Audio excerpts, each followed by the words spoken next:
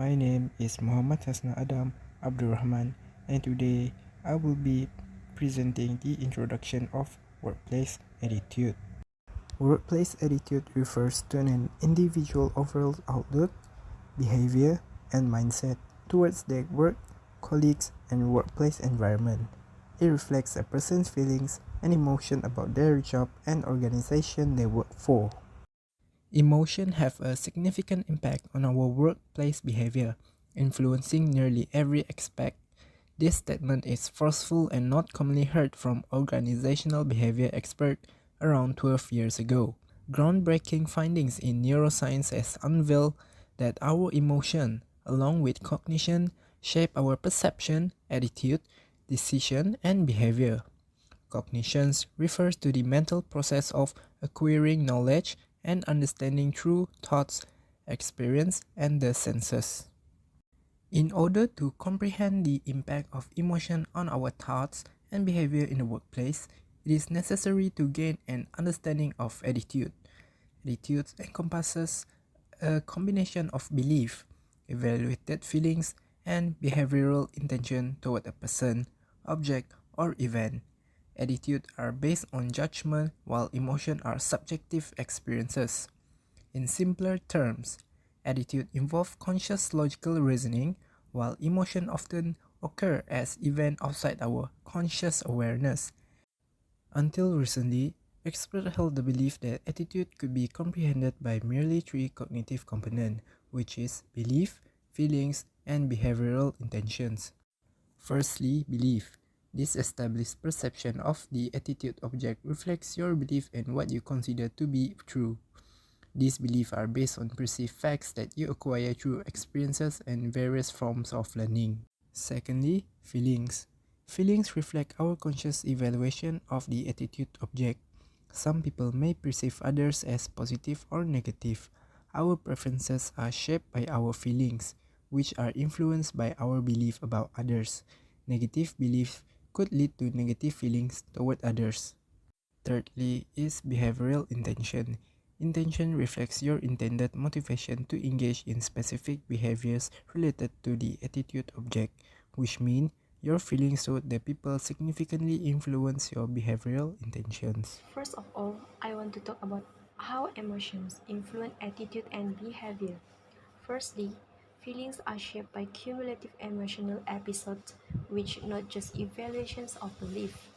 Second, we listen in on our emotions when determining our attitude towards something. Third, potential conflict between cognitive and emotional processes. Plus one, emotion also directly affect behavior. For example, facial expression.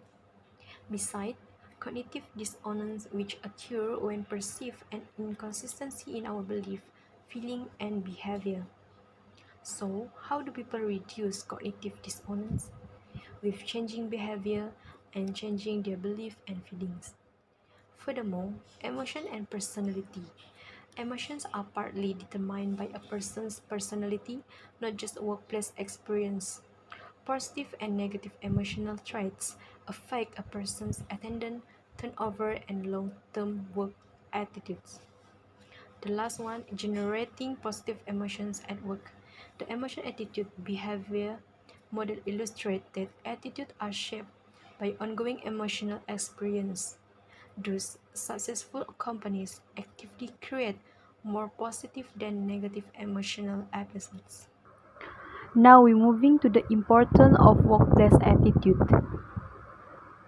Maintaining a positive attitude in the workplace helps employees to accomplish their tasks faster before the due date and their work is done with good quality. It is very important to have a good attitude in the workplace. The importance of attitude in the workplace is to develop healthy relationship in the workplace. If you want healthy workplace relationship, we must take care of the way we speak and the way we treat our colleagues. Good behavior is important in the workplace to create a harmonious atmosphere. The work we do is meaningful and quality when the atmosphere of the work environment is positive. Respecting colleagues can strengthen relationships in an organization. This positive action produces a productive and quality team. For example, show your appreciation to others for the work they do. A simple, great job to a colleague after completing an impressive task can make them happy and stay positive at work. Besides, a good attitude can lead to a company's success. A common method of measuring employee success in the workplace is to evaluate each individual's performance in relation to the achievement of the organization's performance targets. High-performing employees will always do their work efficiently and transparently. Such employees will always find a solution if there is a problem while performing the assigned task. Employers would be proud to have employees like this and deserve to be rewarded for every continuous achievement of their employees. The responsible attitude of these employees will have a positive impact on the future of the company. Furthermore, a good attitude at the workplace is important to improving work productivity. Maintaining a positive attitude in the workplace can enhance job performance.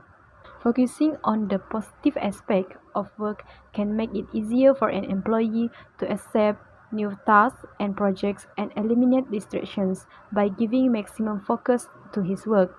Choosing to think positively can help a person take a more balanced approach and increase focus, energy, and performance at work. Therefore, staying positive and behaving well is good at work because it makes an employee more able to contribute successfully and remain productive. For example, employees with a good attitude have a good characteristic, which is they accept the responsibility that is given to them. Hello, my name is Nurul Mardia binti Abdullah, and as for my part, I will be talking about how to improve the workplace attitude as an employer and employee. First, as an employer, it has become their responsibility to help and assist the employees in adapting the change in the workplace in such a positive way. The employer as well must set a good example and embrace the change, as their attitude will have an impact on how the employee feels about it. To simplify, we can say that the employee's attitudes are mostly being influenced by the employer attitudes. So here are the few ways that an employer can do in order to improve the workplace attitude. Firstly, the employer can lead by example. To further explain, as an employer, your attitude as a leader sets the mood for the entire organization. Hence, they will need to be more careful to set a good example for others by behaving or acting positively, and most importantly is for them to have the positive attitude. The employer themselves are expected to manage their emotion well in the workplace. When dealing with the employee and their client, they must keep their frustration under control. They will still need to fake their feeling even though it is difficult to conceal them. This is what we call as emotional labor. However, this can be solved through the deep acting, whereby they will change their true emotion to match with the required emotion. Apart from that, another way that they can improve the workplace attitude is by being nice to the employee themselves. It is well known that being kind to others can improve the attitude itself. Therefore, in order to be nice to the employee will actually need to recognize and give reward to the employee for their good work. To further elaborate, employees who feel valued and appreciated are more likely to approach their task positively. Next will be how to improve the workplace attitude as an employee. Employees' attitude and productivity are more likely to be great when they are at ease and engaged. And these are several ways they can do to improve their workplace attitude. First one is to communicate effectively. A good communication skill is important as it can affect the workplace condition and the attitude of both the employer and the employee. They will have to practice a clear communication with their colleagues and superior. It is also can improve the workplace attitude as there is clear communication between themselves. Welcome, dear attendees. I am Nusha Haronina binti Haron, and I will be explaining what is emotional intelligence. Emotional intelligence acts as a key factor in the organization effectiveness. It also includes a set of abilities to perceive and express emotion, assimilate emotion in thought, understand and reason with emotion, and regulate emotion in oneself and others. This is the dimension of emotional intelligence by Goldman 1998 that includes the self-awareness, self-regulation, social awareness, and social regulation. The first one is awareness of own emotion. This is the ability to perceive and understand the meaning of your own emotion. For example, self-aware people are better able to eavesdrop their emotional responses to specific situations. Emotional intelligence includes the ability to manage your own emotion. For example, we will try not to feel angry or frustrated when there are things that go against us. The third one is awareness of others' emotion. This refers to the ability to perceive and understand the emotion of other people. For example, with empathy, this ability includes in understanding the other person's situation by experiencing his or her emotions. Last one, management of others' emotion. This involves the managing other people's emotion. This includes in controlling people who feel sad. In this section, we are going to go deeper to some of the way that we can implement emotional intelligence at the workplace. The first one is to understand your own emotion. As the first pillar, it is important to learn to be aware of your own emotions. For example, emotions that you currently feel about work or the colleague. This can help in recognizing and you are able to track and identify how your emotion can affect your behavior at the workplace. The second one is to identify employees' strengths and weaknesses. This is because the employer can design some specific training or try to adapt some of the management style that can lead to a better interaction towards the employee. The third one is defining the workplace guideline. This is because without a clear rule, poor habits can creep in, and also the likelihood of a poorly managed emotion in the workplace can also be increases. Last but not least, to give employees a voice. This can help by making the staff feel more connected to the organization. This can also help in increase the emotional intelligence in staff. For example, engendering the positive feelings toward the organization and helping the employer to become more aware of the employee's emotional intelligence issue in the workplace. Hi, I'm Nonik Manho and I will be presenting the conclusion.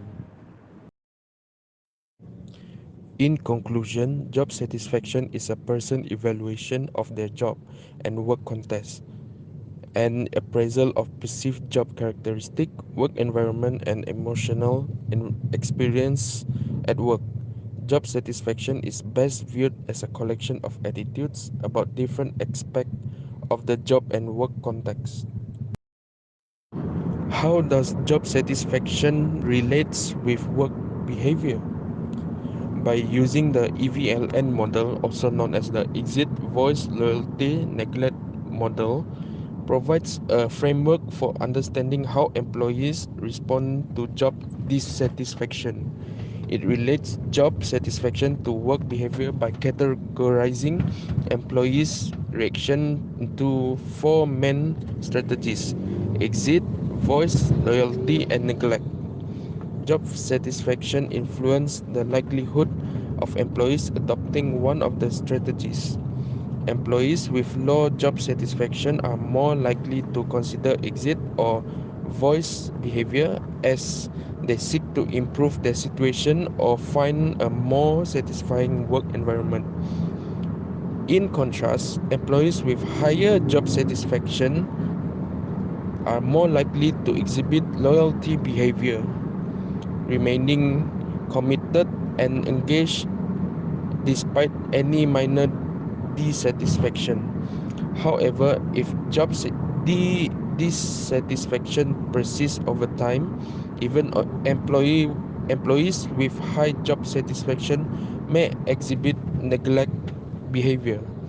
The EVLN model highlights the different ways employees respond to job dissatisfaction and the varying work behaviors associated with each strategies. By understanding these responses, organizations can assess the level of employee job satisfaction and take appropriate action to address concern, improve job satisfaction, and mitigate negative work behaviors. Above shows the service profit chain model developed by W. E. Sasser and L. A. Schlesinger, which is a conceptual framework that highlights the relationship between employee satisfaction, customer loyalty, and financial performance in service organizations. It emphasized the idea that employee satisfaction and engagement directly impacts customer satisfaction and loyalty, which in turn drive financial success. Overall, the service profit chain model highlights the interconnectedness between employee satisfaction, customer loyalty, and financial performance in service organizations. By prioritizing employee satisfaction, organizations can create a positive work environment, improve service quality, enhance customer satisfaction, and ultimately drive financial success.